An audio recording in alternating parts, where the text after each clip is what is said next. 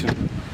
Mingi balandi émission na biso tozokende wapi na sepeli vraiment kokuta na bino ça dépend place kozali eza bongo maman Nicole Moisanza wasela na bino émission tozokende wapi maman eza pour le changement des mentalités eza pour permettre la biso to avancer to progresser la mentalité bongo ya malamu et puis na sepeli vraiment lisusu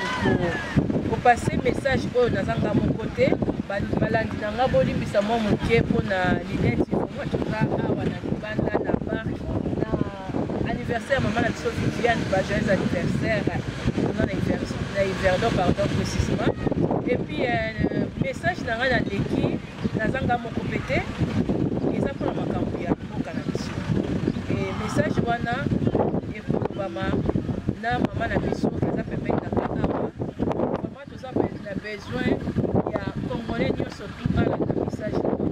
eza très important mpona avenir na biso mpona lobi ya mboka na biso ndenge biso nyonso bacongolais précisément baoyo toza na kati ya diaspora tozalaka toujours na souci ya changement ya mboka na biso alors mama Moisanza na leki et puis na memeli bino invité oyo aza vraiment na maloba malamu mpona apase yango na kati ya chaîne oyo epa na nga moko mama Nicole Moisanza et nazopresente bino mama na biso Janet mbote mama Janet mbote mama Nicole nasepeli vraiment oza bongo na kati ya chaîne na biso awa tozokende wapi et soki okoki kose présente parce que nga nayebi oyo eza na bandeko ebele oyo balandaka nga bamisusu bamoni pour la première fois soki okoki kose présente mama Janet aza nani asalaka nini alors nga nazali mama Janet etamba nafandaka na Yverdon nazali infirmière na mboka oyo nazali na trésorière na kati ya association na biso nakanisa bato mingi sikoyo bayebi yango je suis RD congolaise association ya bamama congolaise awa na kati ya Suisse association na biso esalaka nini ezali ke tozali kolobela makambo ya mboka parce que biso nsusu toyebi ke mboka na biso ezali kokende mboka na biso ezali kokambama na ndenge ya malamu te me biso bamama ya Congo tolobi lelo totelemi tosi totelema lelo oyo na ye lisusu mpona nalobela makambo ya mboka na ndenge mama Nicole Sanja apesi ngai occasion lelo merci beaucoup. Merci beaucoup maman Janet la présentation na yo alors maman Janet na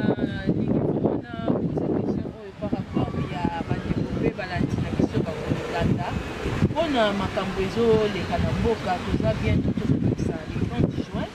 et vraiment biso toza na kati ya Switzerland awa nayoki bandeko biso bazokokisa bafete mais mpona bino RD Congo eloko nini oyo boza koprepare to message nini oyo bozokoka mpona bana mboka oyo bakokozala interesse na part na bino epi mpona makambo etali mboka na biso merci mama Nicole mpona makambo oyo ezali ya anniversaire ya indépendance na biso le 30 juin biso bamama ya je suis RD congolaise ya Suisse tozali kosenga na bandeko nyonso bamama nyonso tu oyo ya Suisse awa bapapa nyonso tu oyo ya Suisse to répondre na appel ya ndeko na biso Sindika Tokolo nakanisa bosi boyoki yango bomoni yango na kati ya baémission ete azali kobenga na congolais nyonso tu tozala debout wana ezali parti politique te ezali mouvement oyo ezali kosenga na congolais nyonso tu atelema babongisi babus à partir ya Genève ya gare centrale ya Cornavin na tango oyo na ngonga ya 7h ya ntongo congolais nyonso mama nyonso tu ya Suisse papa nyonso tu oyo azali awa na Suisse alingi kokende na Belgique mpona kende komanifeste kuna parce que ezali ke tu faut tosala lumbe tozala ebele kuna na devant marche wana oyo ekobanda na kote ya porte de Namur alors biso nyonso tu bacongolais na bacongolaise date na biso ezali na transport à l'air et tout ndenge tokokende l'air manifestation kosila kuna na porte de Namur tokomata mpe na kati ya bus tokozonga etout na poko donc nyonso tu wana ebongisami bozali mpe na numero ya telefone oyo bokoki kobenga mpona boyeba ndenge nini organisation nyonso tu ezali. Merci beaucoup maman Janet. Alors, la famille, dans la vie de maman Jeannette, a expliqué biso sous RD Congo, association la bango, et ça vraiment pour na makamamboka. Mais, ça peut maman oyo bazo kunda, bazo lutter pour la maman surtout, dès qu'on a le changement mentalité. Donc, dans quatre associations la bango, maman est belé dans la rôle, maman est belé pour poser un souci, poser un problème. Association la bango s'occuper de la peau na mboka na biso kakate, mais ils en a besoin. Donc, ils ont dit ça, maman est belé, manque de confiance. Donc, maman est belé, que mobile comme tu as la macambo. Non, si maman est RD Congo, dans quatre associations de Congo, dans le service surtout. Donc, maman, tu as le droit, il y a Bunda, il y a côté la mboka na biso, il y a la musabana, oh, il y a biso, dans la carte de mboka, oh, yo, mieux que bazo aider vraiment. Alors, on a dit vraiment dans le vélo, comment aussi, message oh maman passé et ça pour l'intérêt à Congolais. Là le bac toujours que je suis Congolais. Et là où ils sont bombards, toujours bombards et ça parce que liberté d'expression exacte. Donc tout ça pour na tunaye Félix c'est que bah oh baza émission baza pour na émission Katou reçoit des amis. Oh il va baza émission pour na peut-être bazo pour de la opposant ba biso sur bazo pour téléméla ba wana non. Mutu nyonso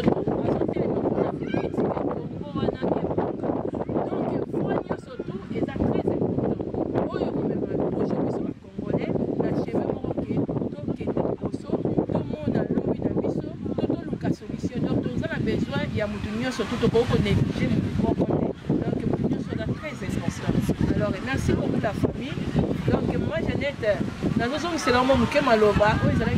juste pour toi annoncer que le 30 juin Oyo et dans la journée où Bongi Sami va Congolais où ils sont disponibles dans la Suisse,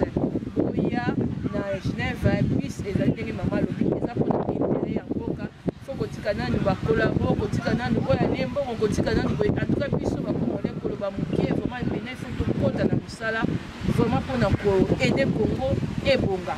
Malheureusement Mouké se pose dans Malobaya Souka ya Pakistan. Vraiment pour na ngana sisi na ngai. En tout cas, merci beaucoup, Maman Nicole Zanja, na développé cette occasion. Oyo, il y a tout ça l'appel Oyo, na bana mboka. Na zalaka espoir na bana mboka na biso. Na yebi ke bana mboka bokoya epele. Na yebi ke ba biso wana ekotonda et que Suisse ekozala représenter makasi devant le Parlement européen. Bako mona ete to telemi pona likambo ya mboka na biso. Ndenge ba juif ba telemi na likambo ya mboka na bango. Merci beaucoup, bana mboka. Faites au Koutani, mon collègue, à 30 juin, na Tongo pour nous